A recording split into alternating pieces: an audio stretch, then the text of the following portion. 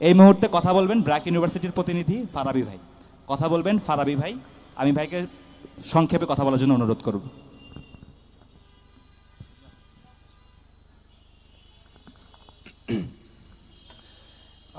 জি, আসসালামু আলাইকুম। আচ্ছা, প্রথমে আমি ঠিক আছে। প্রথমে আমি সবাইকে সাধুবাদ জানাতে যাচ্ছি। আমাদের এই স্বাধীন বাংলাদেশে দাঁড়িয়ে আজকে এখানে আমরা বক্তব্য দিতে পারছি এবং শহীদদের এবং সেই আন্দোলনের স্মৃতিচারণা করতে পারছি, সেই বিষয়টা। এখানে প্রথমে সমন্বয়ক শব্দটা নিয়ে অনেক কথা প্রথম থেকে আমরা আলোচনা করছিলাম, অনেকগুলো আলাপে আসছিল। দেখেন ভাই, প্রথম থেকে একটা জিনিস আমি খুবই সাধারণভাবে বলতে চাই যে সমন্বয়ক আমি বুঝি না ভাই। এখানে আমি বুঝি এখানে কোনো সাধারণ শিক্ষার্থীও ছিল না। এখানে যেই শিক্ষার্থীগুলো আমাদের সাথে আন্দোলনে দাঁড়িয়েছিল এরা সবাই ছিল এক একটা অসাধারণ শিক্ষার্থী, এবং সেই অসাধারণ শিক্ষার্থীর জায়গা থেকে দাঁড়িয়ে আমরা যেভাবে প্রতিটা বাসায়, প্রতিটা এলাকায়, প্রতিটা বিশ্ববিদ্যালয় এবং প্রতিটা স্কুল কলেজের সামনে যে এলাকা থেকে যেভাবে আমরা প্রতিরোধের দুর্গ গড়ে তুলেছিলাম, এভাবে প্রত্যেকবার যখন স্বৈরাচার মাথাচাড়া দিয়ে উঠবে তখন আমরা প্রত্যেকবার সেই স্বৈরাচারের বিরুদ্ধে প্রতিহত করবো ইনশাল্লাহ। এখানে একটা বিষয় দেখেন, প্রথম থেকে আমাদের প্রতিটা স্বৈরাচারের একটা খুবই সূক্ষ্ম বীজ বপন করা থাকে প্রতিটা দেশের অঞ্চলে এবং প্রতিটা দেশের জায়গায়। সেই স্বৈরাচারের আমাদের বাংলাদেশের বীজ ছিল স্বজন হারানোর বেদনা। সে যেখানেই যাইতো উনি বলতেন তার মতো স্বজন হারানোর বেদনা কেউ হয়তো বুঝবে না। প্রশ্ন হচ্ছে এখানে 2024-এ দাঁড়িয়ে যখন আমার ভাই, আমার একদম তাজা রক্তের ভাই, যখন সেই স্বজনকে আমরা হারিয়ে ফেললাম, আমার থেকে বেশি তার 50 বছর পেছনের সেই স্বজন হারানোর বেদনা কি সে বুঝবে নাকি আমি বুঝবো? আপনারা বলেন, সে বুঝবে নাকি আমরা বুঝবো? কারণ আমাদের রক্তের ভাই আমাদের পাশেই রক্তে ঝরে পড়েছে। তাই সেই জায়গা থেকে দাঁড়িয়ে যখন আমরা চিন্তা করি যে এই বাংলাদেশ, ওই যেটা আমাদের ইয়াতে ছিল, আমাদের স্লোগানে ছিল যে লাখো শহীদের রক্তে কেনা এই দেশটা কারো বাপের না, এই বাংলাদেশটা তারও বাপের না, এই বাংলাদেশটা যে যারা স্বাধীন করার জন্য এই যে আমি বলছি এই যে এই দেশটা আমারও বাপের না, এই দেশটা আপনাদেরও বাপের না, এই দেশটা সবার বাপের। এবং সেই সবার বাপের জায়গা থেকে দাঁড়িয়ে এই দেশটাকে স্বাধীন করে রাখার দায়িত্ব আমাদের সবার। দেখেন, এই বিশ্ববিদ্যালয়ের অঙ্গন থেকে যখন এই আন্দোলনটা পরিচালনা হচ্ছিল, 16 তারিখে এই আমাদের প্রাইভেট বিশ্ববিদ্যালয়ের যে মূল সেক্টটা ছিল তারা 16 তারিখে এই জায়গায় প্রবেশ করে। আগে থেকে বিভিন্নভাবে বিচ্ছিন্নভাবে স্ক্যাটার্ডভাবে তারা আন্দোলনটা পরিচালনা করেছিল, কিন্তু 16 তারিখে যখন আমরা দেখলাম ঢাকা বিশ্ববিদ্যালয়ের ভিতরে ঢুকে আমাদের ঢাকা ছাত্রলীগের যে সাবেক সভাপতি উনি বললেন, তার আগে যথেষ্ট ধৈর্যের পরিচয় দিয়েছে। ওবায়দুল কাদের বললেন ছাত্রদেরকে শায়েস্তা করে দিবেন উনি।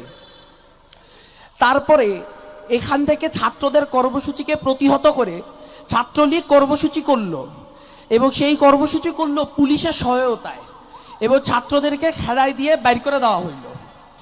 সেই জায়গায় দাঁড়িয়ে কাদেরকে শায়েস্তা করে বাইর করে দেওয়া হয়েছে, এবং শেষের দিকে এসে যখন শেখ হাসিনা বলল গণভবনের দরজা খোলা আছে, তখন সেই গণভবনের দরজা যে খোলা রাখতে হবে এইটুকু কমন সেন্স তার ছিল, সেই সাধুবাদটা তাকে জানাচ্ছি। কারণ উনি হয়তো গণভবনের দরজা খোলা না রাখলে গণভবনের দরজা ভেঙে ঢুকতে হইতো, কিন্তু গণভবনের দরজা খোলা রাখে নাই, উনি খোলা রাখছিল, আমরা ঢুকে গেছি, এবং সেই সাধুবাদটা ওনাকে জানাচ্ছি। এখানে একটা বিষয় সেটা হচ্ছে যে সবাই সবার পাবলিক বিশ্ববিদ্যালয়, প্রাইভেট বিশ্ববিদ্যালয় নিয়ে অনেক আলাপ আলোচনা করে, কিন্তু একটা বিষয় বারবার ভুলে যায়। এই আন্দোলনে কওমি মাদ্রাসা, আলমিয়া মাদ্রাসা এবং টুপিধারী যত মানুষ দাঁড়াই ছিল তার একাংশ মানুষও প্রাইভেট বিশ্ববিদ্যালয়, পাবলিক বিশ্ববিদ্যালয় থেকে দাঁড়াইতে পারে নাই। এই আপনারাই দাঁড়াই ছিলেন, আপনারাই প্রতিহত করছেন, তাদের পাশে আমরাও দাঁড়াই ছিলাম। আমি যখন 3 তারিখের দিকে একটা জায়গায় কথা বলছিলাম তখন চিন্তা করছিলাম এবং একজনকে বলছিলাম যে আসলে প্রতিটা আন্দোলনের ভেতরে আমরা চিন্তা করি মহানায়ক কখন আসবে, আমরা মহানায়কের অপেক্ষা করতে থাকি, কিন্তু এই মহানায়কের অপেক্ষা না করে যদি একবার নায়কের ভূমিকায় আমরা সবাই দাঁড়ায় যেতে পারি, তাহলে এই কয়টা নায়ককে তারা মারবে? তারা তো মারতে পারবে না এতগুলা নায়ককে।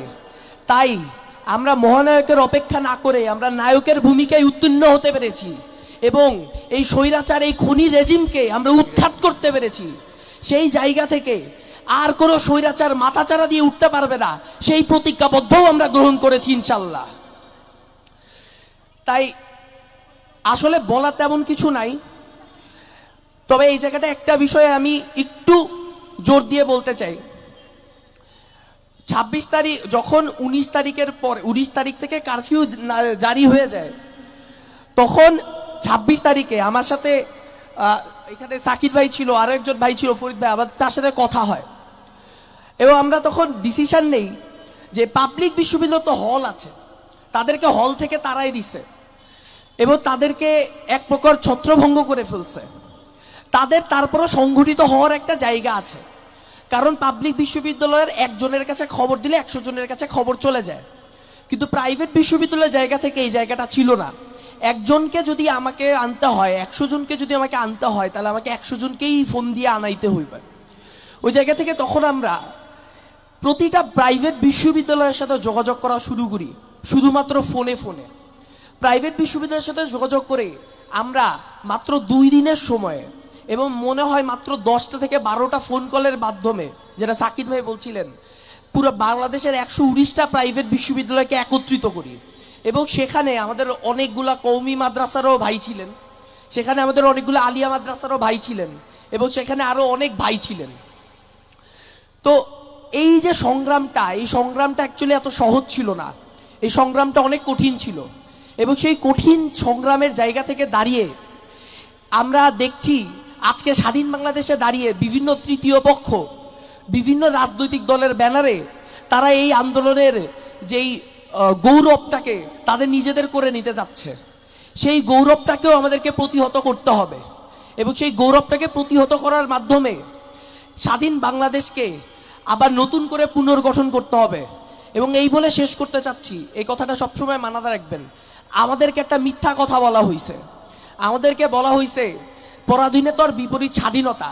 এই কথাটা একটা মিথ্যা কথা। পরাধীনতার বিপরীত হচ্ছে ইনসাফ। এই ইনসাফটা আমরা নিছি এবং এই ইনসাফটা আমরা পরবর্তী বাংলাদেশে যতদিন আল্লাহর কিয়ামত না আসতেছে ততদিন এই ইনসাফটা আমরা বজায় রাখবো ইনশাআল্লাহ। ধন্যবাদ।